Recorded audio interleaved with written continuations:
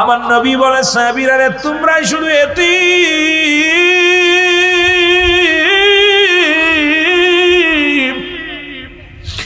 আমি নবী আমার মাও নাই, আমি নবী আমার বাবাও নাই, আমিও দুনিয়ার মধ্যে বড় এতিম। রব্বুল আলামিন ডাক দে কয় জিবরিল রে তাড়াতাড়ি যা আমার হাবিবরে জানায় আয় যাদের আব্বা নাই মা নাই তারা যেন আমার কাছে এইভাবে দরখাস্ত করে পড়ে না, রব্বির রহমহুমা কামা রব্বায়ানি সগীরা। জোরে জোরে বলেন রব্বির রহমহুমা কামা রব্বায়ানি সগীরা। জোরে জোরে চিল্লায়া বলা যাবে না মারহাবা। এখন আপনার সন্তান যদি আলেম না হয়, পৃথিবীর মধ্যে সন্তানগুলো আমানত, রব্বুল আলামিন আমানত রাখছে, কিয়ামতের অধিকার করার আপনার এখতিয়ার দেয় নাই। কারণ এই সন্তান একদিন আপনার সামনে দাঁড়ায় যাবে হাসরের ময়দানে। সন্তান ডাকতে বলবে আল্লাহ রব্বুল আলামিন, ডাকতে বলবে ও ফেরেশতারা, রব্বি কারীমের কাছে দরখাস্ত করতে দাও, আজকে আমাকে জাহান্নামে নিয়ে যাও। কারণ আমার বাবা দুনিয়ার মধ্যে আমাকে ইলম শিক্ষা দেয় নাই, আমার সন্তান দুনিয়ার মধ্যে মুসলমান, শুনে নাও। এই জন্য হযরত উমর ফারুক রাদিয়াল্লাহু তাআলার কদমের মধ্যে এক জনক বৃদ্ধ তার সন্তানদের টানতে টানতে হাত ধরে ধরে নিয়ে চলে আসলেন। বৃদ্ধ ডাকতে বলে বাবারে তুমি আমার আমার আমার নবীর সাহাবী হযরত উমর ফারুক রাদিয়াল্লাহু তাআলা। উনি ডাকতে বলে বৃদ্ধ রে তুমি তোমার সন্তানকে নিয়ে আমার কদমের মধ্যে আসলা, কারণটা কি? বলে আমিনুল মুমিনিন আমি জানি আপনি ন্যায়পরায়ণ বাদশা, বর্তমান যুগে আপনার মতো এত ন্যায়পরায়ণ বাদশা পাওয়া যাবে না, আপনার মতো এমন এমন ব্যক্তি আমাদের মহল্লার মধ্যে নাই। যেহেতু আপনি মুসলিম মিল্লাতের নেতা, সুতরাং আপনার কদমের মধ্যে আসি, আপনি দয়া করে মায়া করে আমার সন্তানের বিচার করা লাগবে। সন্তানকে ধরে আনছে, বাবাই বাবাই বিচার চাই সন্তানের। হযরত আমিরুল মুমিনিন ওমর ফারুক ডাকতে বলে ও বৃদ্ধা, তুমি তোমার ছেলের জন্য তোমার ছেলের বিচার চাও, তুমি কেমন বাবা গো? ডাকতে বলে হুজুর আমি আমার সন্তানকে অনেক বুঝাইছি, অনেক চিন্তা করেছি, কারণ আমার সন্তান কোনো বুঝ মানে না, আমার সন্তান কারোর ভয় পায় না, সুতরাং আমি আপনার কদমের মধ্যে আনছি, আজকে আমার সন্তানের বিচার করা লাগবে, এই জন্য আমি আপনার কদমের মধ্যে আনছি। খলিফা হযরত আমিনুল মুমিনিন হযরত উমর ফারুক ডাকতে বলে ও বৃদ্ধা, কি অন্যায় করেছে তোমার ছেলে? আল্লাহু আকবার বলেন। তোমার ছেলে এমন অন্যায় করেছে যাকে আমার কদমের মধ্যে আনছে বিচারের জন্য। বলে আমিনুল মুমিনিন তিনটা বিপদ, সবচেয়ে তিনটা অপরাধ করেছে আমার ছেলে, যার বিচার দুনিয়ার মধ্যে করা লাগবে। বলে কি বিচার? এক নাম্বার বিচার, আমার ছেলে দুনিয়ার মধ্যে মদ্যপান করে, মাদক সেবন করে। খলিফা হযরত উমর ফারুক রাগান্বিত হয়ে গেলেন। আজকে যে আমার যুবকেরা যারা আসো গো, যারা গার্জিয়ান আসো, একটু দিলের কান্ডা লাগায় শোনে নাও। খলিফা হযরত উমর ফারুকের চোখ দুটি বড় লাল হয়ে গেল। ডাকতে বলে বিদ্যা, তোমার সন্তান মাদক সেবন করে, তুমি এটা সম্পূর্ণ যুবক, এগুলো সম্পূর্ণ মুসলমান করা যাবে না, মাদক সেবন করা যাবে না। কারণ আমার দেশের অনেক মৌলবীরা এখন কয় শেরে খোদা হযরত আলী মদ পান করেছে, মুসলমান কেউ কয় রাসূল মদ পান করেছে। এই সমস্ত ধোঁকাবাজ বেঈমানের দলেরা ঈমান হারা করতে চায় মুসলমানদের। আমরা সুন্নি ভাইয়েরা আমাদের রক্তক্ষরণ হয়, কারণ আমাদের কলিজার মধ্যে লাগে তখনই যখন নবীর আহলে বায়াতদেরকে নিয়ে কথা বলে, গুরুত্ব করে নবীদেরকে নিয়ে, নবীর সাহাবীদেরকে নিয়ে, নবীর বিবিদেরকে নিয়ে যখনই কটুত্ব করে তখন বড় কষ্ট হয়।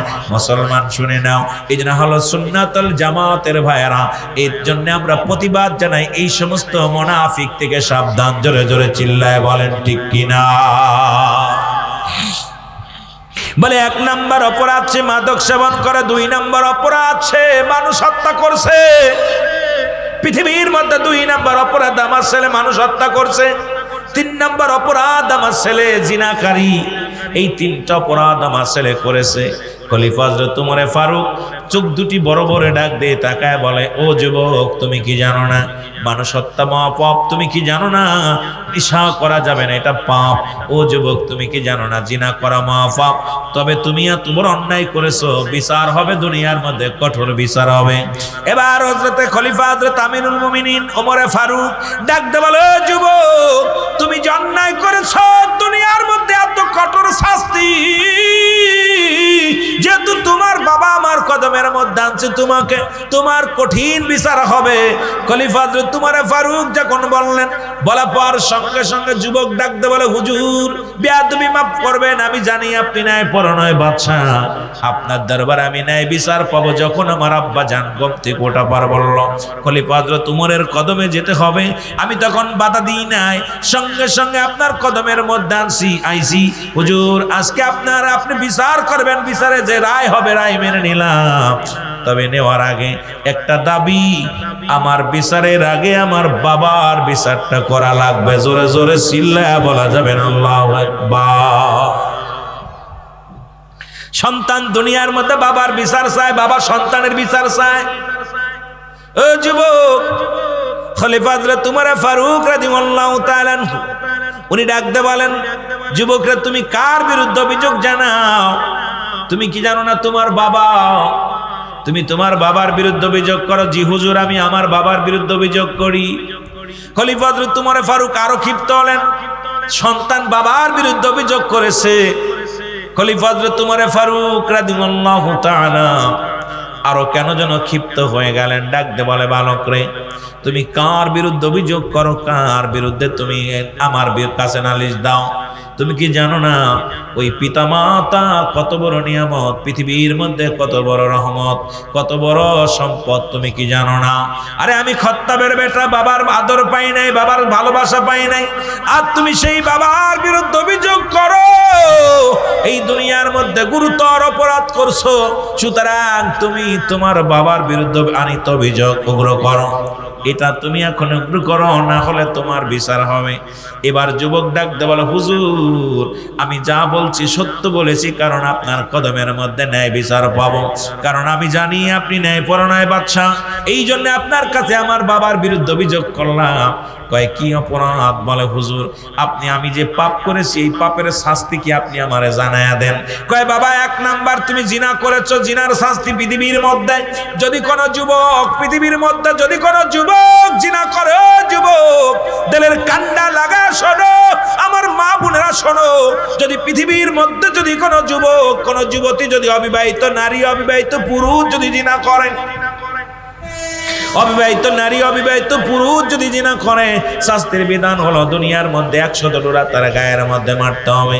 যতক্ষণ পর্যন্ত এই 100 ডোরার মধ্যে যদি এতে মারা যায়, মারা গেলে তারে গোসল করাবে, গোসল করে তারে কি পরাবে? কাফন করাবে, কাফন পরে তারে দাফন করবে, দাফন করার পর বাকি বেতের আঘাতগুলো কবর উপরে মারতে হবে। এটা ইসলামের বিধান, কোরআনের বিধান।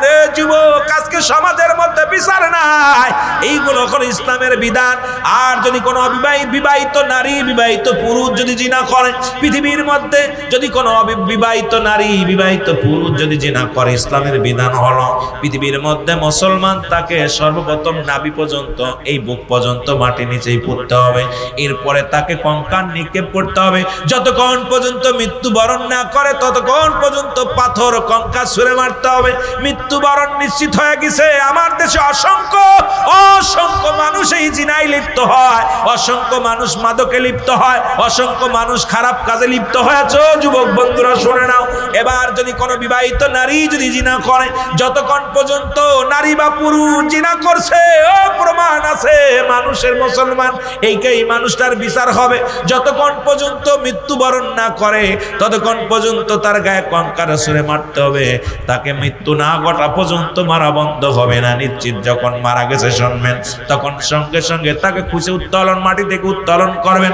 উত্তোলন করে কোনো বিবাহিত নারী কাফন পাবে না, বিবাহিত পুরুষ কোনো দাফন পাবে না, কাফন পাবে না, জানাজা পাবে না। পৃথিবীর মধ্যে একে দিবালয়ে কুকুর শিয়াল দিয়ে তার লাশটা খাওয়ায় দিতে হবে। পৃথিবীর মধ্যে কোনো গোরস্থানে শোয়ানো যাবে না। এই বিচারটা যদি আপনার হবিগঞ্জ মাধবপুরের জমিনে একটা বিচার যদি হতো, আমার বিশ্বাস এই দুনিয়া একজনের বউ নিয়ে আর একজন টানাটানি করতো না, একজনের বিবির কাছে আর একজন যেত না। কারণ আজকে আমার দেশে বিচার নাই, আমার দেশে বিচার নাই, কোরআন আছে। কোরআন যদিও আছে, কোরআনের আইন নাই। এই জন্য কোরআনের হাফেজদেরকে বলবো এই আইনগুলো আমাদেরকে চালু করার জন্য। আমরা সুন্নি জামাত আজকে আপনাদেরকে উচ্চ আওয়াজে বলতে চাই যে দেশে সচরাচর আজকে মাদ্রাসার দোহাই দিয়া বলৎকার করা হয় সারা বাংলাদেশে, কিন্তু সুন্নি আকীদার যত মাদ্রাসা আছে সুন্নি জামাতের মধ্যে এই কলঙ্ক নাই। এই জন্য আমি আপনাদেরকে বলি সুন্নি জামাত যত মাদ্রাসা আছে এই মাদ্রাসায় তালবেল আপনার সন্তানটাকে দেন, দেখবেন জিনার বিরুদ্ধে এদের কণ্ঠ আওয়াজ বাইর হবে, ব্যভিচারের বিরুদ্ধে এদের আওয়াজ হবে। সুতরাং ইসলামের সঠিক বিধান মেনে এরা ইসলামের বিধানগুলো মেনে চলবে, কোরআনের আইন চালু থাকবে, হাদিসের আইন চালু থাকবে, শান্তি দেশের মধ্যে সমাজের মধ্যে শান্তি আসবে। জোরে জোরে চিল্লায়া বলা যাবে না মারহাবা। আওয়াজ নাই। আপনারা কোন দলের মানুষ জানি না, যদি কোনো অবিবাহিত পুরুষ বা মহিলা যদি জিনা করে, অবিবাহিত, এরা কাফন পাবে, দাফন পাবে, জানাজাও পাবে, শুধু অবিবাহিত হওয়ার কারণে। কিন্তু 100 ডুরা তাদের গায়ে মারতে হবে। তা এইভাবে সোয়াইলে চলবে না। আরে যে দেশে ওয়াজ করতেছি এ দেশের মানুষ জিনা কইরা জেলখানায় গেলে তাদের ফুলের মালা দিয়া বাইর করা হয়। এ দেশে কিসের ওয়াজ করব? ইসলামের ওয়াজ যে করব বড় কষ্ট হয়। ইসলামের আইন, কোরআনের আইন মেনে আমরা যদি আলোচনা করতে যাই, আমার দেশের অসংখ্য ওলামায়ে কেরাম ধরা পড়ে যাবে। জোরে বলেন ঠিক কিনা? ভণ্ডরা ধরা পড়ে যাবে। এগুলো চলবে না। শরীয়তের বিধান অনুযায়ী আমার বাবারা, আমার বেগানা নারী চেয়ারে দেখা হারাম। আর আমার দেশে যেভাবে চলাফেরা শুরু করছে, কোথায় বলবো, যাদেরকে দেখা দেওয়া জায়েজ তাদের সঙ্গে বিয়ে করা হারাম, যাদের সঙ্গে দেখা দেওয়া হারাম তাদের সঙ্গে বিয়ে করা জায়েজ। আজকে এই সমাজের মধ্যে অসংখ্য মুসলমান, অসংখ্য বড় বড় আলেম, অসংখ্য বড় বড় মুফতি মুহাদ্দিস তারা বেগানা নারীর সঙ্গে বাজার ঘাট করছে। অসংখ্য ওলামায়ে কেরাম একই সাথে অফিস আদালত করতেছে, আবার ফতোয়া দিতেছে, সুন্নিদের বিরুদ্ধে বড় বড় কথা বলে। এই জন্য আমি বলি এই আলোচনাগুলো যদি করি, আমারও বাংলাদেশে অনেক আলেমরা এর মধ্যে আছে যারা ধরা পড়ে যায়। এই জন্য আমি আপনাদেরকে বলবো, আমরা আলেমরা যদি সংসাধিত না হয়, আমরা যদি ইসলামের আইন না মানি, অন্যকে কেমনে বুঝাইব, অন্য কেমনে বুঝ মানবে? জোরে বলেন ঠিক কিনা? আর একটু জোরে বলেন ঠিক কিনা? আমার ভাইরা, এবার বিবাহিত কোন পুরুষ, অসংখ্য নারী পুরুষ স্বামী থাকত অন্য পুরুষের কাছে যাচ্ছে, অনেক হুজুরের কাছেও যায়, অনেক হুজুরের কাছেও যাচ্ছে হুজুরের কাছে রহমত নেওয়ার জন্য। আমি কই ভণ্ড প্রতারক, এই ইসলামের মধ্যে ধোঁকাবাজির কোন স্থান নাই, মুনাফিকদের কোন স্থান। নাচিল কোন সৃষ্টিময় রাসূল তোমারই কারণে বিশাল ভুবনে আমার আল্লাহ জির পরিচয় লা ইলাহা, অবস্থা গো, লা ইলাহা ইল্লাল্লাহ, লা ইলাহা মুহাম্মদ আওয়ালা কেরদনকু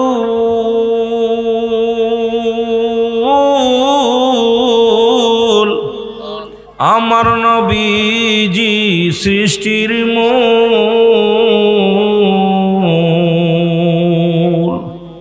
ওই নবীজির কদম ধর, ওই নবীজির কদম ধর, কলবে মওলার জিকির কর লা ইলাহা, জবান খোলে লা ইলাহা, লা ইলাহা মুহাম্মদ মুহাম্মাদুর রাসূলুল্লাহ সাল্লাল্লাহু আলাইহি ওয়াসাল্লাম। সবাই তেসমে জাতের জিকির করেন আল্লাহ আল্লাহ। ফ্যান কই, ফ্যান কই? মাইক আলাবা একটু অল্প একটু সাউন্ড বাড়াই রাখেন। আল্লাহ আল্লাহ আল্লাহ আল্লাহ।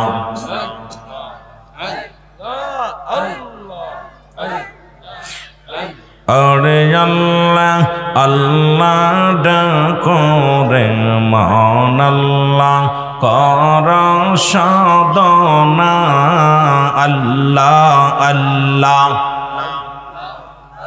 স্পষ্ট আল্লাহ, জোরে জোরে আল্লাহ আল্লাহ আল্লাহ আল্লাহ ডাকো রে মন আল্লাহ কর সাধনার দিন তাকেতে না ডাকিলে গেলে দিনার পাবিনা। দিন তাকেতে না ডাকিলে দিন ফরাইলে পাবিনা। আল্লাহ আল্লাহ ডাকো রে মন আল্লাহ কর সাধনা আল্লাহ আল্লাহ। জোরে জোরে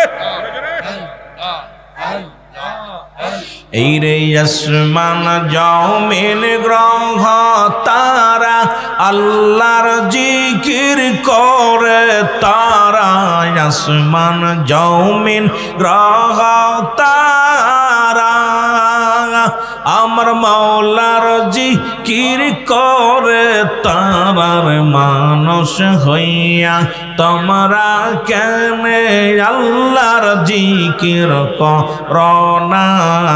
আল্লাহ আল্লাহ ডাকো রে মন আল্লাহ কর সাধনা আল্লাহ আল্লাহ। আরে আল্লাহ আল্লাহ ডাকো রে মন আল্লাহ কর সাধনার দিন থাকিতে না ডাকিলে গেলে দিনার পাবিনা। আল্লাহ আল্লাহ ডাকো রে মন আল্লাহ কর সাধনা আল্লাহ আল্লাহ। এই ফ্যানটা নিয়ে আস তাড়াতাড়ি। আইরে নামাজ পড়র যারা সালেম কর দিল খানা। হায়রে নামাজ পড় রোজারা আর সালেম কর দিল খানা। হায়র কিয়ামতে মওলার কাছে চলবে না তোর বাহানা।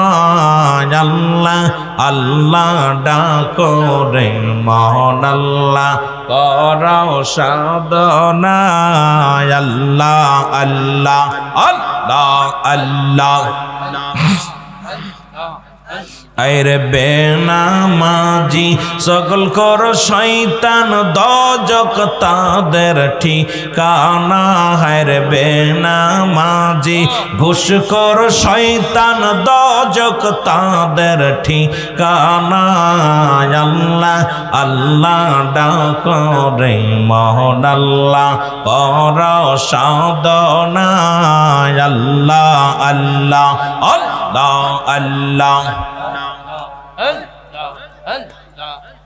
তোমরা নবীর নামে হইয়া যাও কুরবান বিশ্বের মুসলমান। নবীর নামে হইয়া যাও কুরবান। তোমরা নবীর প্রেমে দিয়া দাও মোর জান বিশ্বের মুসলমান। নবীর প্রেমে দিয়া দাও মোর জান আল্লাহ আল্লাহ। আইরে আওয়ালে আখের নবী আর জাহে রে বাতিনে নবীর নবী লাগবে কবর মাঝার হায় হায় নবী লাগবে হাশরের ময়দান বিশ্বের মুসলমান তোমরা নবীর নামে হইয়া যাও কুরবান তোমরা নবীর প্রেমে হইয়া যাও কুরবান বিশ্বের মুসলমান নবীর নামে হইয়া যাও কুরবান আল্লাহ আল্লাহ দৌরাতে আসিয়া হাবিবি কানসে এ মাতির ধরাতে আসিয়া হাবিবার কানসে মাতির কোন নবী কানসে মদিনায় হায় হায় কোন নবী কানসেন রওয়া যায় বিশ্বের মুসলমান নবীর নামে হইয়া যাও কুরবান তোমরা নবীর প্রেমে দিয়া দাও মোর জান বিশ্বের মুসলমান নবীর নামে হইয়া যাও কুরবান আল্লাহ আল্লাহ আল্লাহ আল্লাহ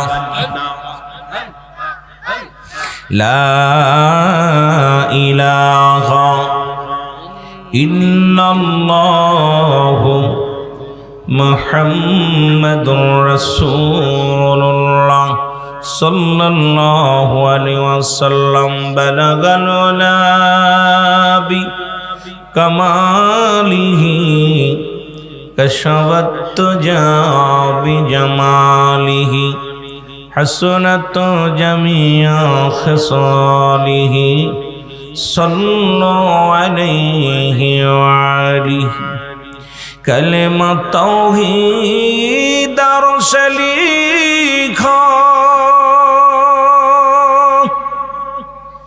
আসে মোহাম্মদ বামেতে আকা বন্ধুর পাশে বন্ধু বসা কালেমাতে আসে প্রমাণ বালাগাল উলাবি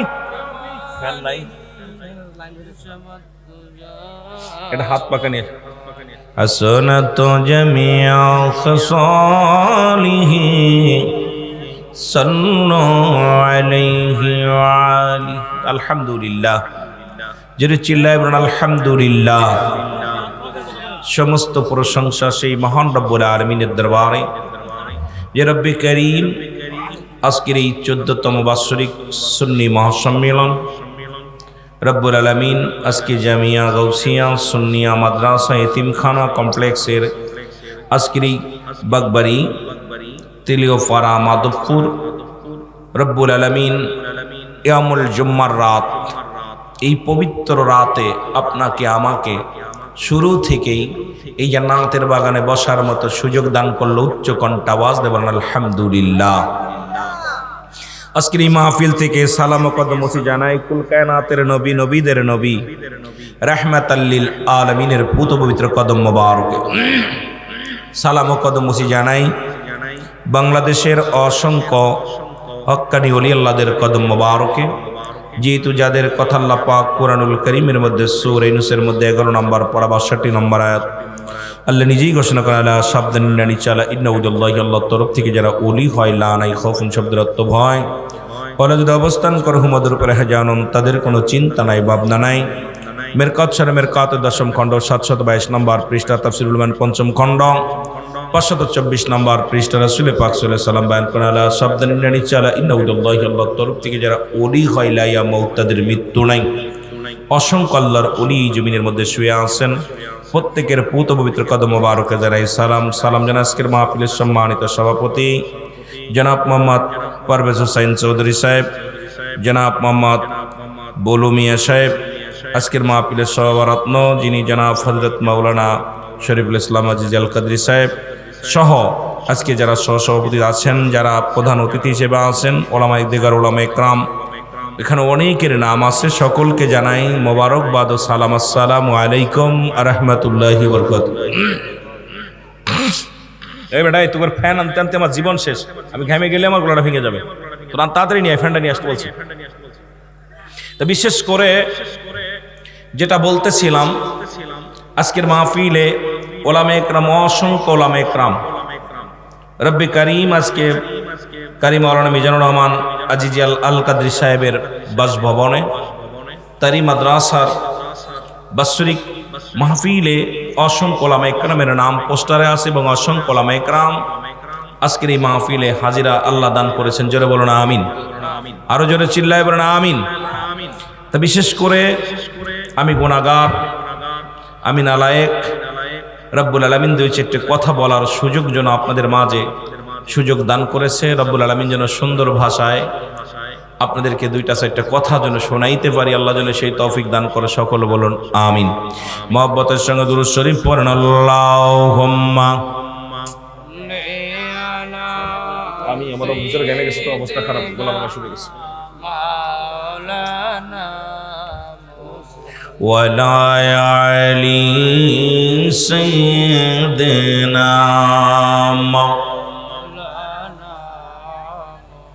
محمد اللهم صل على سيدنا مولانا محمد على سيدنا مولانا এ দুনিয়ার মুসলমান,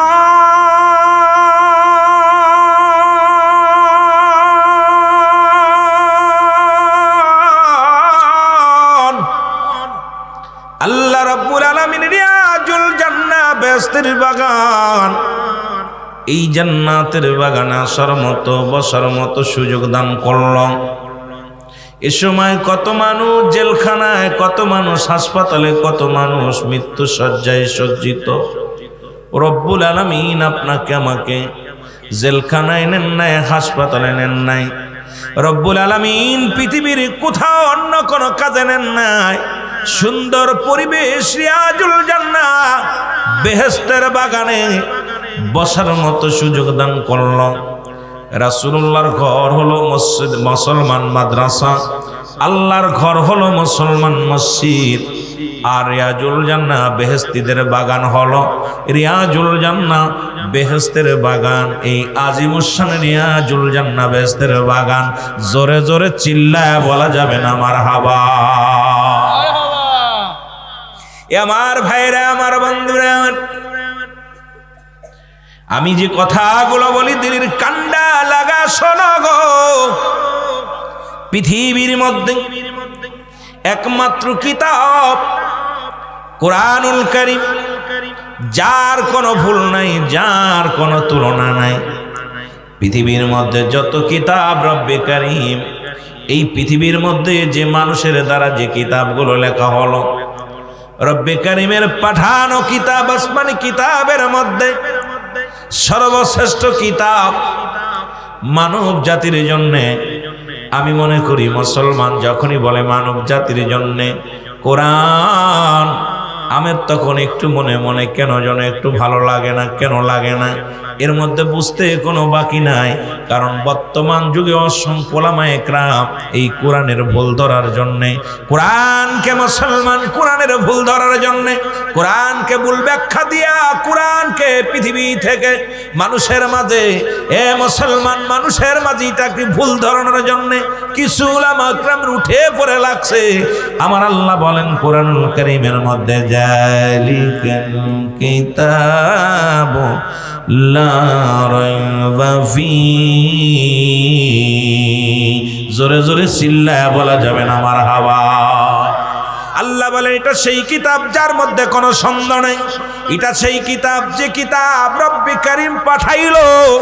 এ মুসলমান শোনে নাও, যে কিতাবের মধ্যে কোনো ভুল নাই, যে কিতাবের মধ্যে কোনো মুসলমান একটা জবরের ভুল নাই, জেরের ভুল নাই, একটা নুক্তার ভুল নাই, যে কিতাবের মধ্যে একটা সূরা লেখার জন্য বছরকে বছর মাসকে মাস যারা সংসার মুসলমান লেখার জন্য অমুসলিমেরা ইহুদি খ্রিস্টানেরা কাফেরেরা চিন্তা সারা বছর ভরে চিন্তা গবেষণা করেও কোরআনের ছোট্ট একটা সূরা লিখতে পারে নাই, কারণ এটা মানুষের দান না, মানুষের লেখা নাই। এই কিতাবটা স্বয়ং রব্বে কারীমের পাঠানো। এই জন্য আল্লাহ বলেন এই কিতাবটা কাদের জন্য? আল্লাহ বলেন হুদাল লিল মুত্তাকিন, একমাত্র হেদায়েত প্রাপ্ত বান্দাদের জন্য আল কোরআন। আমি মনে করি এই জন্য মানুষের মধ্যে যারা আছে, এই মানুষের মধ্যে একমাত্র হেদায়েত প্রাপ্ত বান্দা যারা এই কোরআনের প্রতি সম্মান করে, তারা কোরআনের বিধান মানে, তারা কোরআনের আইন মানে, তারা কোরআনকে ভালোবাসে, তারা সেই কোরআনের একটা মাদ্রাসা বর্তমান মুসলমান গভীর মনোযোগ।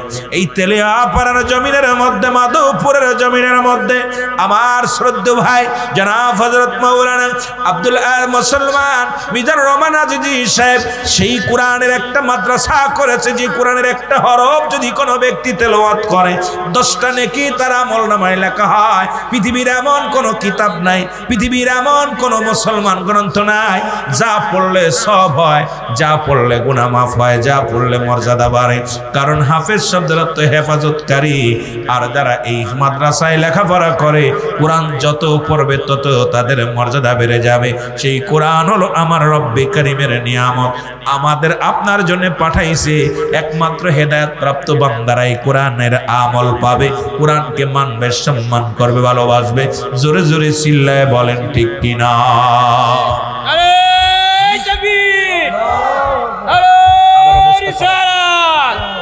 জামিয়া গাউসিয়া বাগবাড়ি সুন্নি মাদ্রাসা।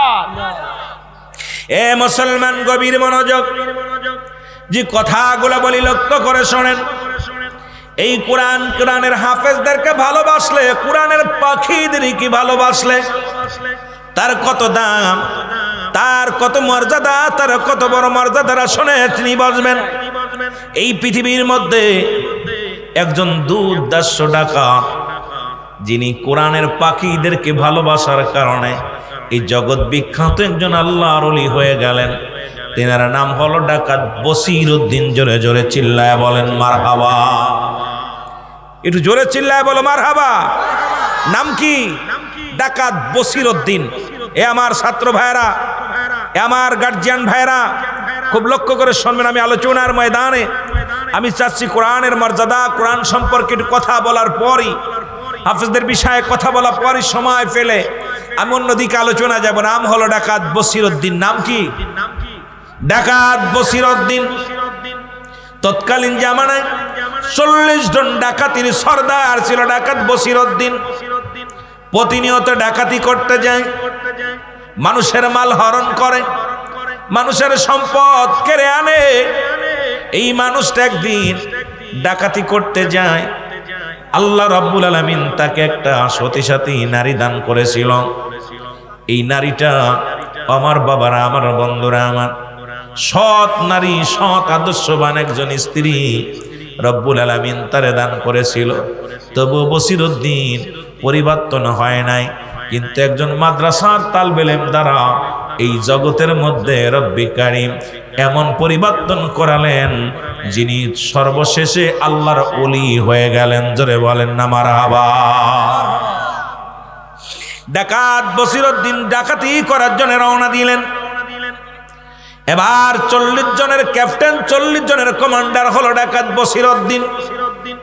উনি যখন যাইতেছিল হঠাৎ একটা কান্নার আওয়াজ তার কানে এসে লাগলো। কান্নার আওয়াজ যখন কানে এসে লাগলো, সাথীদেরকে বলতেছে, বন্ধুরা রে একটু অপেক্ষা করো, আমার জন্য কেন কান্নার আওয়াজ আমার কানে আসলো। এই কান্নার আওয়াজটা শুনে আমার মনের ভিতরে শান্তি লাগে না, একটু অপেক্ষা করো, দেখে আসি কে কান্নাকাটি করে। উনি আস্তে আস্তে চলে গেলেন, যা দেখে রে মুসলমান একটা আড়ালে দাঁড়ায়া একটা কোরআনের পাখি, মাদ্রাসার ছাত্র তালবে ইলম উনি বসে বসে চোখের পানি গুলো সেরে সেরে কান্দে, জোরে জোরে বলো আল্লাহু আকবার। চোখের পানি সেরে সেরে কান্দে, ডাক দিয়ে বলে মালিক,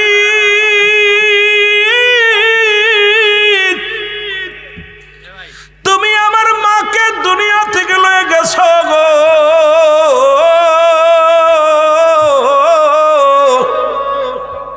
তুমি আমার বাবাকে নিয়ে গেছো গো।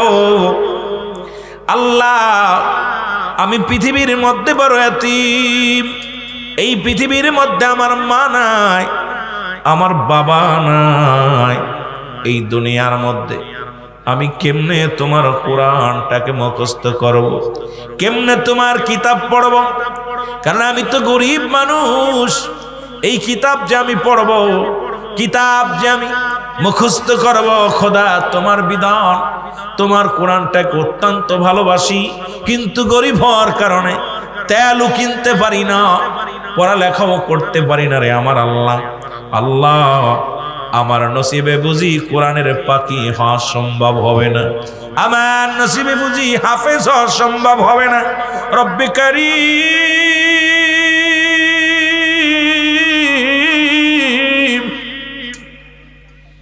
এই পৃথিবীর শ্রেষ্ঠ কিতাব, শ্রেষ্ঠ গ্রন্থ যদি আমি মুখস্থ না করতে পারি গো, আমার জীবনে বিফলে যাবে। চোখের পানিগুলো ফেলায় ফেলায় কাঁদতেছিল। ডাকাত বসিরউদ্দিন আস্তে আস্তে তার কাছে গেলেন, যা ডাকতে বলে বাবা, ও বাবা তুমি কেন কান্দো? বলে হুজুর, তোমার কাছে বললে কি লাভ হবে, তুমি আমার কি কোনো উপকারে করতে পারবা? ডাকতে বলে বাজান রে, তুমি চোখের পানি মুছে ভালো, কি হয়েছে আমি জানতে চাই, তুমি এত কাঁদছো কেন? বলে ভাই, আমি কাঁদছি, ওই যে দেখেন একটা মাদ্রাসা দেখা যায়, ওই মাদ্রাসায় আমি লেখাপড়া করি, আমার অন্যান্য বন্ধুরা সবাই সবক পড়তেছে, রাত্রে রাত জেগে জেগে কোরআনুল কারীম মুখস্থ করে, কোরআনের বাণীগুলো তারা আয়াতগুলো পড়ে। আজকে আমার মা আমার বাবা দুনিয়া থেকে বিদায় হয়ে গেছে, আমি বড় এতিম, আমার মা নাই, আমার বাবা নাই, কেমনে আমি এই জন্যে কাঁদতেছি, আমার বাবা মা না থাকার কারণে ওই রাতের অন্ধকারে আমি পড়তে পারি না, সবক দিতে পারি না, কারণ আমি কোরআন পড়বো, আমার বাতি ধরানোর মতো আমার কাছে তেল নাই, সুতরাং এই কারণে আমি পড়তেও পারি না, চোখের পানি ছেড়ে কান্দে। ডাকাত বসিরউদ্দিন বলে বাবা কি হয়েছে, তুমি আমারে বুঝায় বলো। বলে হুজুর, ওই মাদ্রাসার ছাত্র আমি, কিন্তু আমার আব্বা মা মরে গেছে, মৃত্যুবরণ করছে, এই কারণে আমিও এই মাদ্রাসায় ভর্তি করেছিলাম আমার আব্বা মা, কিন্তু এখন তেল খরচ, এই খরচ পাতি দিতে পারে না, এই জন্য আমি তেলও কিনতে পারি না, রাত্রে কোরআনও পড়তে পারি না, সকালবেলা সবক দেব কেমনে? কারণ কোরআনকে আমি এত ভালোবাসি, কোরআন এত মধু লাগে যে কোরআনটা পড়ার জন্যে আমার মনটা বড় ছটফট করে, জোরে বলো আল্লাহু আকবার।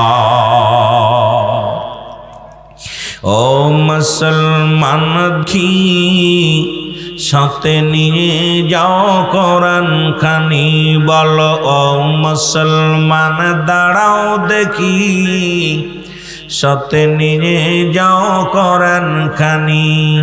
গরু বিপদের অন্ধকারে, গরু বিপদের অন্ধকারে, কোরআনই হবে তোমার আল্লাহর বাতি। ও মুসলমান দাঁড়াও দেখি, সাথে নিয়ে যাও কোরআন খানি। আল্লাহুম্মা, এটা আনতে আনতে আমার জীবন শেষ।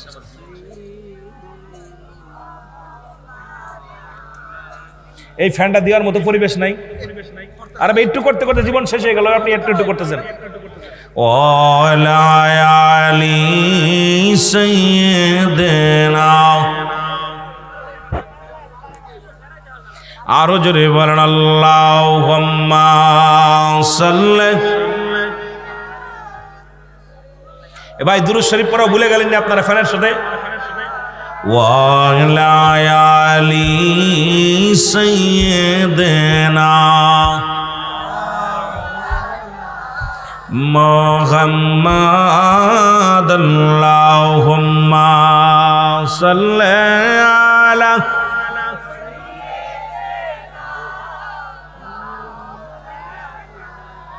ওয়ালা আলি সাইয়্যিদিনা ওরে মদিনাবাসী ও ভাই তোরা কত বড় ভাগ্যবান,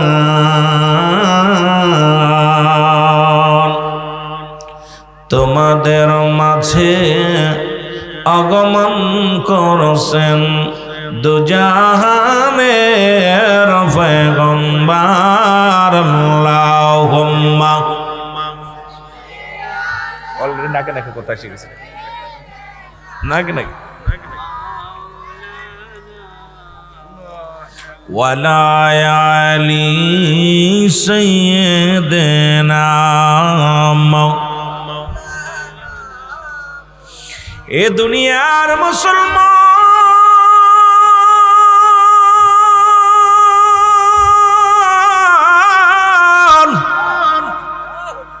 ডাকাত বসিরউদ্দিন ডাক দে বলে, বালক শোনো গো, তোমার দুনিয়ার মধ্যে মা নাই, তোমার বাবা নাই, কি হয়েছে রে বাবা? আজ থেকে তুমি মনে করতে পারো আমি তোমার বাবার সমতুল্য। বাবারে, তুমি কোরআনকে এত ভালোবাসো, তুমি কোরআন পড়ার জন্য চোখের পানি ফেলো। ও বালক আয়, কোরআনকে তুমি এত মায়া করো, কোরআনের প্রতি এত শ্রদ্ধা তোমার। আমি ডাকাত মানুষ, আমি গুন্ডা মানুষ, কিন্তু তুমি মাদ্রাসাকে এত ভালোবাসো, কোরআনকে তো ভালোবাসো। এ বালক শোনো, তোমার এই কোরআন পড়ার জন্য একটু অপেক্ষা করো, এখানে দাঁড়িয়ে থাকো, আমি আসতেছি। চলে গেছেন দৌড়াইতে। ডাকাত বসিরউদ্দিন রাত গভীরে যাইয়া বাজারে যাইয়া দোকানদারকে ডাক দিয়ে উঠাইলেন, দোকানদার সাহেব ওঠো। দোকানদার সাহেব উঠলেন, ওঠা পরে ডাকতে বলে, ডাকাত বসিরউদ্দিনকে দেখে থরথর করে কাঁপন শুরু করে দিলেন, থরথর করে কাঁপন শুরু করে দিলেন। দোকানদার বলে, ভাই ডাকাত বসিরউদ্দিন, আপনাকে আমি চিনতে পেরেছি, এত রাত্রে আমাকে ডাকলেন কেন? বলে, চলো দোকানদার, দোকান খুলতে হবে। দোকান গেলেন, দোকানে যা বলে, আমাকে এক জের তেল দাও। বলে, ভাই তেলটা চাও? তেলটা নাও। কত লিটারে নেবা? বলে, এত লিটারে দাও। বলে, তেলের দাম কত? বলে, দাম লাগবে না, আপনি তেলটা নিয়ে যান। কয়, আমি বিনা টাকায় তোমার তেল নিতে পারবো না, কারণ তুমি গতকালকে 10 মিনিট আগেও যে বসিরকে চিনছ, এখন সেই বসির আর বসির নাই। তোমার তেলের দামটা কত বলো? বলো, হুজুর টাকা লাগবে না, আমি আপনাকে চিনছি, কারণ আপনি যে 40 জন ডাকাতের কমান্ডার লিডার, সুতরাং আপনার কাছ থেকে টাকা নিয়ে আমি কি মরবো হুজুর, আমার টাকা লাগবে না। ডাকাত বসির কয়, বলো এই নাও টাকা নাও। তো কত টাকা নিবা? টাকা নাও। টাকাগুলো নিলেন। এবার বলে, তেলের পিপটা যেটা আমার মাথায় তুলে দাও। দোকানদার বলে, ভাই বসির,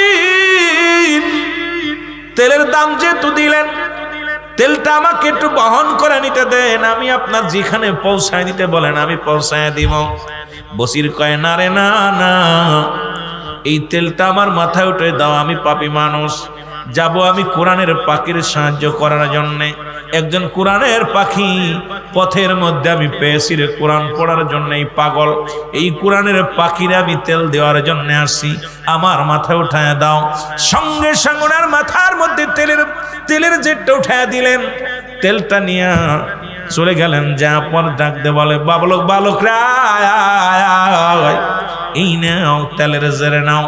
তেলটা নিয়ে বাতি জ্বালায়া কোরআন পড়বা, যার একটা হরফ পড়লে 10টা নেকি। এই দুনিয়ার মধ্যে মুসলমান শুনে নাও।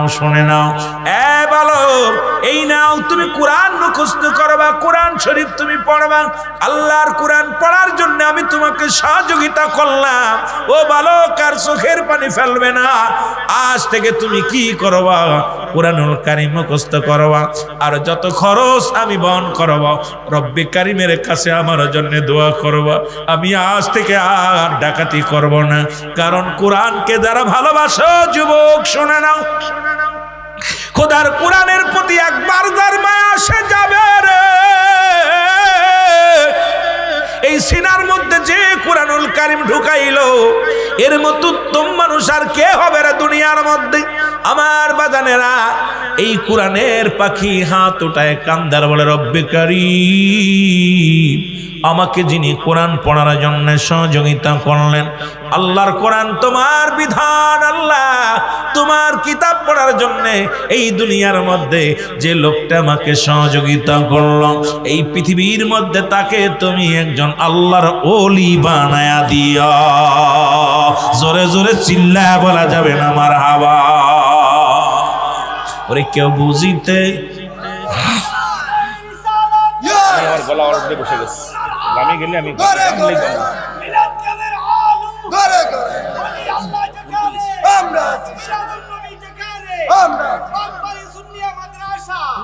ওরে কেউ বুঝিতে পারে না রে আমার আল্লাহ তাআলার খেলা, বলেন কেউ বুঝিতে পারে না রে মাবুদ মওলার খেলা, বলেন কেউ বুঝিতে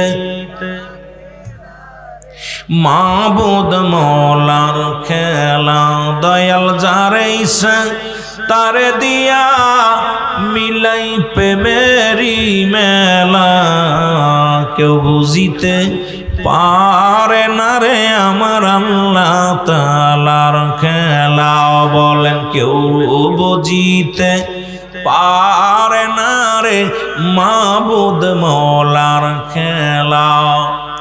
৩৬ বছর যারো জ্ঞান কি পটে না,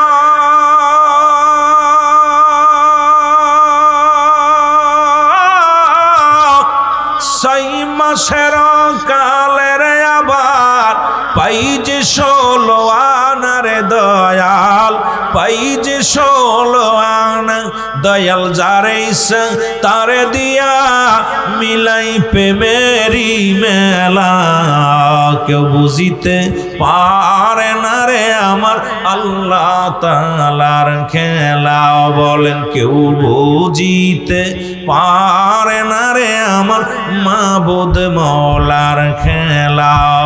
আর জোর করিয়া বুঝতে গেলে তার ঘটে মরণ জ্বালা, কেউ বুঝিতে পারে না রে মাবুদ মওলার খেলা। আল্লাহুম্মা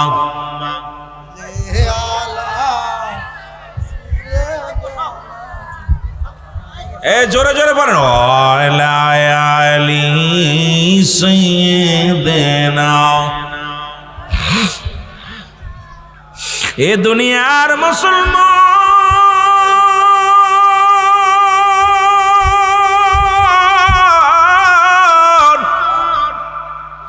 ডাকাত বসিরউদ্দিন বাড়িতে চইলা গেছে রে। বন্ধুরা কয়, বন্ধুরা ডাক দে বলে, হুজুর ও আমাদের নেতা কমান্ডার, আজকে ডাকাতি করতে যাবেন না? কয় না, তোমরা যাও।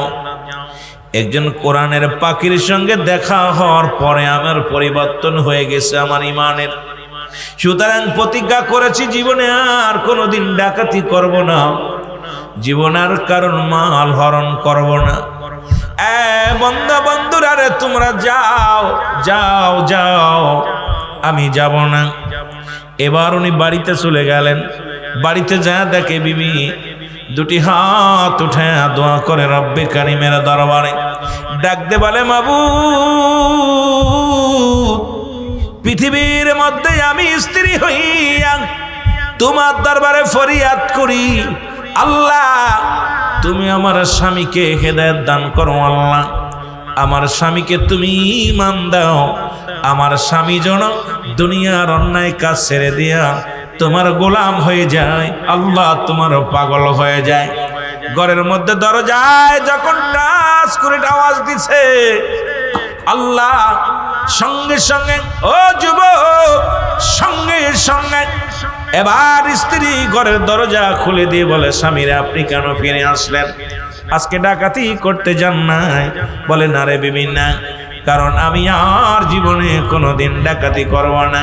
প্রতিজ্ঞা করেছি আর জীবনে মানুষকে কষ্ট দিব না, আর জীবনে কোনোদিন কারোর মাল হরণ করব না। কারণ একজন কোরআনের পাখি আমারে পরিবর্তন করে দিছে। ছোট্ট একটা বালক, সে কোরআনের জন্য এত পাগল, কোরআন পড়ার জন্য এত পাগল। আর আমি এই দুনিয়ার মধ্যে কোরআন বুঝলাম না, কোরআনের প্রতি সম্মান করলাম না। সুতরাং আমি পাগল হইয়া দুনিয়ার মধ্যে ঘোরাঘুরি বের করলাম। কদিন আর দুনিয়ার মধ্যে বাঁচব রে বিবি। আমি প্রতিজ্ঞা করলাম আর জীবনে কোনোদিন আর ডাকাতি করব না। জোরে জোরে চিল্লায় বলা যাবে না আল্লাহু আকবার। বিবি সকাল হয়ে গেল। সকাল বেলা আল্লাহর ওলি, ও মুসলমান শোনা নাও, শোনা নাও, আল্লাহর ওলির দরবারে নিয়ে গেলেন কুতুবউদ্দিন বখতিয়ার কাকির দরবারে। তৎকালীন জামানার মধ্যে আল্লাহর একজন জগৎ বিখ্যাত আল্লাহর ওলি ছিলেন কুতুবউদ্দিন বখতিয়ার কাকির দরবারে। স্বামী স্ত্রী দুজন যা হাজির হয়ে গেলেন। হাজির হয়ে ডাক দে বলো, হুজুর আপনি আমাকে বায়াত করেন, আপনি আমাকে একটু কালেমা পড়ায় দেন। কালেমা পড়ায়, আশহাদু আল্লা ইলাহা ইল্লাল্লাহু, আমার সাথে পড়েন, আশহাদু আল্লা ইলাহা ইল্লাল্লাহু ওয়াহদাহু লা শারীকা লাহু আশহাদু আন্না মুহাম্মাদান আবদুহু ওয়া রাসূলুহু লা ইলাহা ইল্লাল্লাহু মুহাম্মাদুর রাসূলুল্লাহ সাল্লাল্লাহু আলাইহি ওয়াসাল্লাম। এর বখতিয়ার মুসলমান শুনে না, কুতুবউদ্দিন বখতিয়ার কাকির দরবারে যখন বায়াত গ্রহণ করলো গো, হুজুর পড়া দিলেন, জীবনে আর কোনোদিন আমি মদ পান করব না, জীবনে আর কোনোদিন বাবা তুমি আর নেশাগ্রস্ত করবে না, জীবনে কোনোদিন পরের মাল হরণ করবে না, নামাজ ছাড়বে না, 5 ওয়াক্ত সালাত আদায় করবে, দুনিয়ার মধ্যে অন্যায় কাজে লিপ্ত হবে না। ডাকাত বসিরউদ্দিন খাস তওবা করলেন, কুতুবউদ্দিন বখতিয়ার কাকির দরবারে বায়াত গ্রহণ করলেন। এই পৃথিবীর মধ্যে এমন ভাবে ঈমান আনলো গো, ওই কোরআনের পাখির সাহায্য করার কারণে কোরআনের পাখির দোয়া আল্লাহ রাব্বুল আলামিন কবুল করেছে। এই পৃথিবীর মধ্যে ডাকাত বসিরউদ্দিনকে আল্লাহ রাব্বুল আলামিন পৃথিবীর মধ্যে আল্লাহর ওলি দপ্তরে তার নামটা লিখে দিয়েছে। জোরে বলেন মারহাবা। কোরআন শিখাও ছেলে মেয়েদের, ওহে মুসলমান, জান কবজের সময় তোমার হইবে রে আসান। বলো, জান কবজের সময় তোমার। আরো জোরে জোরে বলেন, কোরআন শিখাও ছেলে মেয়েদের, ওহে মুসলমান, জান কবজের সময় তোমার হইবে রে আসান। বলো, জান কবজের সময় তোমার। একটা ছেলে আলেম হলে, একটা ছেলে হাফেজ হলে, পড়বে কোরআন মরণ কালে তোমার থেকে সরে যাবে, তোমার থেকে সরে যাবে ইবলিস ও শয়তান। কোরআন শিখাও ছেলে মেয়েদের, ওহে মুসলমান, জান কবজের সময় তোমার হইবে রে আসান। বলেন, জান কবজের সময় তোমার। আরো জোরে বলেন, কোরআন শিখাও ছেলে মেয়েদের, ওহে মুসলমান, কোরআন শিখাও ছেলে মেয়েদের, ওহে মুসলমান, জান কবজের সময় তোমার হইবে রে আসান। বলো, জান কবজের সময় তোমার। আহা, পৃথিবীর মধ্যে আলেম হইলে লাভ কি? আপনার জন্য ভাগ্য খুলে যাবে। সন্তান চোখের পানি ছিঁড়ে কানবে, যেমন রসুল বললেন সাহাবীরা, তোমরা কেউ কি কবুলাতের সব পাইতে চাও? সাহাবীরা বলে ইয়া রাসূলুল্লাহ, ইয়া হাবিবাল্লাহ, কে বানা চাই? রাসূল বললেন, সাহাবীরা রে শোনো, তোমাদের যাদের পিতামাতা দুনিয়ার মধ্যে জিন্দা আছে, সালাম দিবা বাড়ি যে আসসালামু আলাইকুম মা, আসসালামু আলাইকুম বাবা, সঙ্গে সঙ্গে তোমার আমল নামায় একটা কবুল হজরের সব লেখা হয়ে যাবে। সাহাবীরা চোখের পানি ছেড়ে কান্দে। রাসূল দেখে সাহাবীদের চোখে পানি। নবীজি বললেন, সাহাবীরা রে তোমরা কেন কান্দো? বলি ইয়া রাসূলুল্লাহ, ইয়া হাবিবাল্লাহ, আমরা বড় এতিম, ঘরের মধ্যে মাও নাই, ঘরের মধ্যে বাবাও আমাদের নাই। ইয়া রাসূলুল্লাহ, ইয়া হাবিবাল্লাহ, আজকে যদি আমলটা 10 দিন আগে পাইতাম, মারে পাইতাম, 10 দিন আগে যদি পাইতাম, বাবারে পাইতাম। এই দুনিয়ার মধ্যে বাবাও নাই, মাও নাই। আল্লাহ নবী গো, এই তো বড় নিয়ামত আমরা হারাইয়া ফেললাম। আমার নবী বলে, সাহাবীরা রে তোমরাই শুধু এতিম।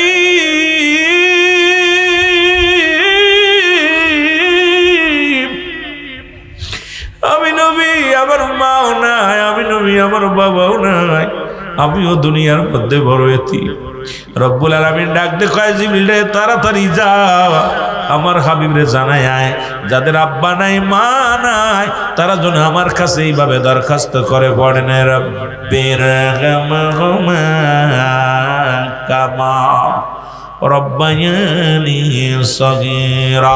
জোরে জোরে বলেন, রব্বির রহমহুমা কামা রব্বায়ানি সগীরা। জোরে জোরে চিল্লায়া বলা যাবে না মারহাবা। এখন আপনার সন্তান যদি আলেম না হয়, পৃথিবীর মধ্যে সন্তানগুলো আমানত, রব্বুল আলামিন আমানত রাখছে, কিয়ামতের অধিকার করার আপনার এখতিয়ার দেয় নাই। কারণ এই সন্তান একদিন আপনার সামনে দাঁড়ায় যাবে হাসরের ময়দানে। সন্তান ডাকতে বলবে আল্লাহ রব্বুল আলামিন, ডাকতে বলবে ও ফেরেশতারা, রব্বি কারীমের কাছে দরখাস্ত করতে দাও, আজকে আমাকে জাহান্নামে নিয়ে যাও। কারণ আমার বাবা দুনিয়ার মধ্যে আমাকে ইলম শিক্ষা দেয় নাই, আমার সন্তান দুনিয়ার মধ্যে মুসলমান, শুনে নাও। এই জন্য হযরত উমর ফারুক রাদিয়াল্লাহু তাআলার কদমের মধ্যে এক জনক বৃদ্ধ তার সন্তানদের টানতে টানতে হাত ধরে ধরে নিয়ে চলে আসলেন।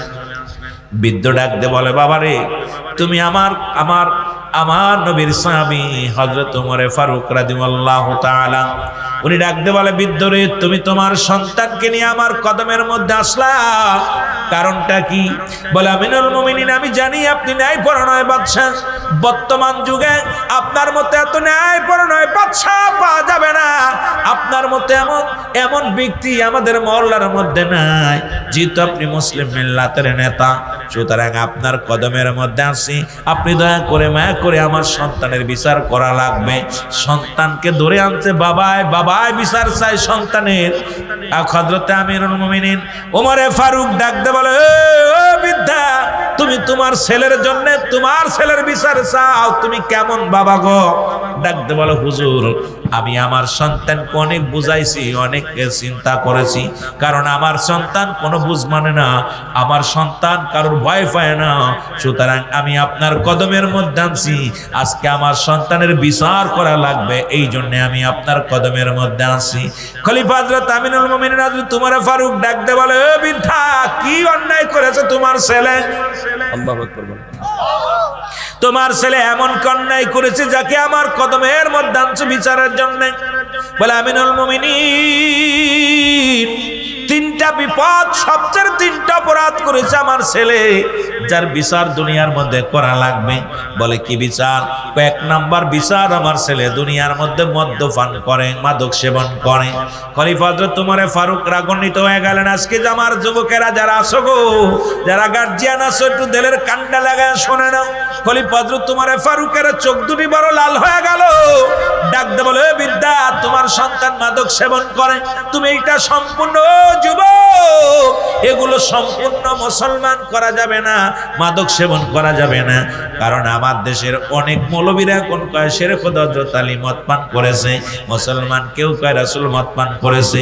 এই সমস্ত ধোঁকাবাজ বেঈমানের দলেরা ঈমান হারা করতে চায় মুসলমানদের। আমরা সুন্নি ভাইয়েরা, আমাদের রক্তক্ষরণ হয়, কারণ আমাদের কলিজার মধ্যে লাগে তখনই যখন নবীর আহলে বায়াতদেরকে নিয়ে কথা বলে, কটূক্তি করে নবীদেরকে নিয়ে, নবীর সাহাবীদেরকে নিয়ে, নবীর বিবিদেরকে নিয়ে যখনই কটূক্তি করে তখন বড় কষ্ট হয়। মুসলমান শুনে নাও, এই জন্য হলো সুন্নাতুল জামাতের ভাইয়েরা, এর জন্য আমরা প্রতিবাদ জানাই এই সমস্ত মুনাফিক থেকে সাবধান। জোরে জোরে চিল্লায় বলেন ঠিক কিনা? বলে 1 নাম্বার অপরাধ সে মাদক সেবন করে, 2 নাম্বার অপরাধ সে মানুষ হত্যা করছে। পৃথিবীর মধ্যে 2 নাম্বার অপরাধ আমার ছেলে মানুষ হত্যা করছে, 3 নাম্বার অপরাধ আমার ছেলে জিনাকারী। এই 3টা অপরাধ আমার ছেলে করেছে। খলিফা হযরত ওমর ফারুক চোখ দুটি বড় বড় ডাক দিয়ে তাকায় বলে, ও যুবক, তুমি কি জানো না মানুষ হত্যা মহাপাপ? তুমি কি জানো না নেশা করা যাবে না, এটা পাপ? ও যুবক, তুমি কি জানো না জিনা করা মহাপাপ? তবে তুমি এত বড় অন্যায় করেছো, বিচার হবে দুনিয়ার মধ্যে, কঠোর বিচার হবে। এবার হযরতে খলিফা হযরত আমিরুল মুমিনিন ওমর ফারুক ডাক দিয়ে বলে, ও যুবক, তুমি যে অন্যায় করেছো দুনিয়ার মধ্যে এত কঠোর শাস্তি, যেহেতু তোমার বাবা আমার কদমের মধ্যে আনছে, তোমাকে তোমার কঠিন বিচার হবে। খলিফা হযরত ওমর ফারুক যখন বললেন, বলা পর সঙ্গে সঙ্গে যুবক ডাকতে বলে, হুজুর বেয়াদবি মাফ করবেন, আমি জানি আপনি ন্যায়পরায়ণ বাদশাহ, আপনার দরবারে আমি ন্যায় বিচার পাবো। যখন আমার আব্বা জান ঘুম থেকে ওঠা পার বলল খলিফা হযরত ওমরের কদমে যেতে হবে, আমি তখন বাধা দিই নাই, সঙ্গে সঙ্গে আপনার কদমের মধ্যে আইসি। হুজুর আজকে আপনি বিচার করবেন, বিচারে যে রায় হবে রায় মেনে নিলাম, তবে নেওয়ার আগে একটা দাবি, আমার বিচারের আগে আমার বাবার বিচারটা করা লাগবে। জোরে জোরে চিল্লায়া বলা যাবে না আল্লাহু আকবার। সন্তান দুনিয়ার মধ্যে বাবার বিচার চায়, বাবা সন্তানের বিচার চায়। ও যুবক, খলিফা হযরত ওমর ফারুক রাদিয়াল্লাহু তাআলা উনি ডাকতে বলেন, যুবকরা তুমি কার বিরুদ্ধে অভিযোগ জানাও? তুমি কি জানো না তোমার বাবা, তুমি তোমার বাবার বিরুদ্ধে অভিযোগ করো? জি হুজুর, আমি আমার বাবার বিরুদ্ধে অভিযোগ করি। খলিফা হযরত ওমর ফারুক আরো ক্ষিপ্ত হলেন, সন্তান বাবার বিরুদ্ধে অভিযোগ করেছে। খলিফা হযরত ওমর ফারুক রাদিয়াল্লাহু তাআলা আরো কেন যেন ক্ষিপ্ত হয়ে গেলেন, ডাকতে বলে, বালক রে, তুমি কার বিরুদ্ধে অভিযোগ করো? কার বিরুদ্ধে তুমি আমার কাছে নালিশ দাও? তুমি কি জানো না ওই পিতামাতা কত বড় নিয়ামত, পৃথিবীর মধ্যে কত বড় রহমত, কত বড় সম্পদ, তুমি কি জানো না? আরে আমি খত্তাবের বেটা, বাবার আদর পাই নাই, বাবার ভালোবাসা পাই নাই, আর তুমি সেই বাবার বিরুদ্ধে অভিযোগ করো? এই দুনিয়ার মধ্যে গুরুতর অপরাধ করছো, সুতরাং তুমি তোমার বাবার বিরুদ্ধে আনিত অভিযোগ উগ্র করো। এটা তুমি এখন উগ্র করো, না হলে তোমার বিচার হবে। এবার যুবক ডাকতে বলে, হুজুর আমি যা বলছি সত্য বলেছি, কারণ আপনার কদমের মধ্যে ন্যায় বিচার পাবো, কারণ আমি জানি আপনি ন্যায়পরায়ণ বাদশাহ, এই জন্য আপনার কাছে আমার বাবার বিরুদ্ধে অভিযোগ করলাম। কয় কি অপরাধ? বলে হুজুর আমি যে পাপ করেছি এই পাপের শাস্তি কি আপনি আমারে জানায়া দেন। কয় বাবা 1 নাম্বার তুমি জিনা করেছো, জিনার শাস্তি পৃথিবীর মধ্যে যদি কোনো যুবক, পৃথিবীর মধ্যে যদি কোনো যুবক জিনা করে, যুবক দিলের কান্ডা লাগা শোনো, আমার মা বোনেরা শোনো, যদি পৃথিবীর মধ্যে যদি কোনো যুবক, কোনো যুবতী, যদি অবিবাহিত নারী, অবিবাহিত পুরুষ যদি জিনা করে, অবিবাহিত নারী, অবিবাহিত পুরুষ যদি জিনা করে, শাস্তির বিধান হলো দুনিয়ার মধ্যে 100 ডোরা তার গায়ের মধ্যে মারতে হবে। যতক্ষণ পর্যন্ত এই 100 ডোরার মধ্যে যদি এতে মারা যায়, মারা গেলে তারে গোসল করাবে, গোসল করে তারে কি পরাবে? কাফন করাবে, কাফন পরে তারে দাফন করবে, দাফন করার পর বাকি বেতের আঘাতগুলো কবর উপরে মারতে হবে। এটা ইসলামের বিধান, কোরআনের বিধান। যুবক আজকে সমাজের মধ্যে বিচার নাই, এইগুলো হলো ইসলামের বিধান। আর যদি কোনো বিবাহিত নারী, বিবাহিত পুরুষ যদি জিনা করে, পৃথিবীর মধ্যে যদি কোনো বিবাহিত নারী, বিবাহিত পুরুষ যদি জিনা করে, ইসলামের বিধান হলো পৃথিবীর মধ্যে মুসলমান তাকে সর্বপ্রথম নাভি পর্যন্ত এই বুক পর্যন্ত মাটি নিচেই পুঁততে হবে, এরপরে তাকে কঙ্কাল নিক্ষেপ করতে হবে। যতক্ষণ পর্যন্ত মৃত্যুবরণ না করে ততক্ষণ পর্যন্ত পাথর কঙ্কাল ছুঁড়ে মারতে হবে। মৃত্যুবরণ নিশ্চিত হয়ে গেছে। আমার দেশে অসংখ্য মানুষ এই জিনায় লিপ্ত হয়, অসংখ্য মানুষ মাদকে লিপ্ত হয়, অসংখ্য মানুষ খারাপ কাজে লিপ্ত হয়েছে। যুবক বন্ধুরা শুনে নাও, এবার যদি কোনো বিবাহিত নারী যদি জিনা করে, যতক্ষণ পর্যন্ত নারী বা পুরুষ জিনা করছে ও প্রমাণ আছে মানুষের মুসলমান, এই মানুষটার বিচার হবে। যতক্ষণ পর্যন্ত মৃত্যুবরণ না করে ততক্ষণ পর্যন্ত তার গায়ে কঙ্কাল ছুঁড়ে মারতে হবে। তাকে মৃত্যু না ঘটা পর্যন্ত মারা বন্ধ হবে না। নিশ্চিত যখন মারা গেছে শুনবেন, তখন সঙ্গে সঙ্গে তাকে খুঁজে উত্তোলন, মাটি থেকে উত্তোলন করবেন। উত্তোলন করে কোনো বিবাহিত নারী কাপন পাবে না, বিবাহিত পুরুষ কোনো দাফন পাবে না, কাপন পাবে না, জানাজা পাবে না। পৃথিবীর মধ্যে একে দিবালয়ে কুকুর শিয়ালদের তার লাশটা খাওয়ায় দিতে হবে। পৃথিবীর মধ্যে কোনো গোরস্থানে শোয়ানো যাবে না। এই বিচারটা যদি আপনার হবিগঞ্জ মাধবপুরের জমিনে একটা বিচার যদি হতো, আমার বিশ্বাস এই দুনিয়া একজনের বউ নিয়ে আর একজন টানাটানি করতো না, একজনের বিবির কাছে আর একজন যেত না। কারণ আজকে আমার দেশে বিচার নাই, আমার দেশে বিচার নাই। কোরআন আছে, কোরআন যদিও আছে, কোরআনের আইন নাই। এই জন্য কোরআনের হাফেজদেরকে বলবো এই আইনগুলো আমাদেরকে চালু করার জন্য।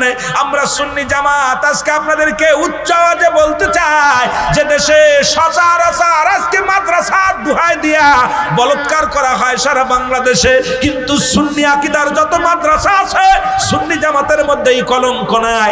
এই জন্য আমি আপনাদেরকে বলি সুন্নি জামাত যত মাদ্রাসা আছে এই মাদ্রাসায় তালবেল আপনার সন্তানটাকে দেন, দেখবেন জিনার বিরুদ্ধে এদের কণ্ঠ আওয়াজ বাইর হবে, ব্যভিচারের বিরুদ্ধে এদের আওয়াজ হবে। সুতরাং ইসলামের সঠিক বিধান মেনে এরা ইসলামের বিধানগুলো মেনে চলবে, কোরআনের আইন চালু থাকবে, হাদিসের আইন চালু থাকবে, শান্তি দেশের মধ্যে সমাজের মধ্যে শান্তি আসবে। জোরে জোরে চিল্লায়া বলা যাবে না মারহাবা।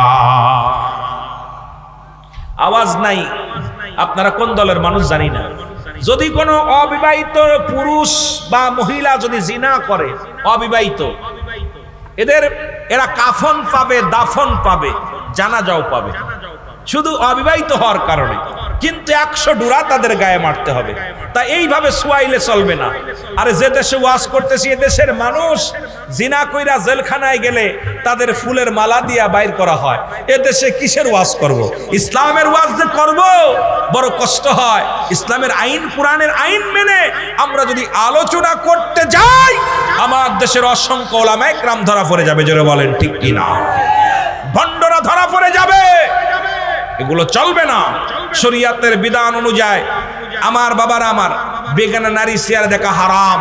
আর আমার দেশে যেভাবে চলাফেরা শুরু করছে, কোথায় বলবো, যাদেরকে দেখা দেওয়া জায়েজ তাদের সঙ্গে বিয়ে করা হারাম, যাদের সঙ্গে দেখা দেওয়া হারাম তাদের সঙ্গে বিয়ে করা জায়েজ।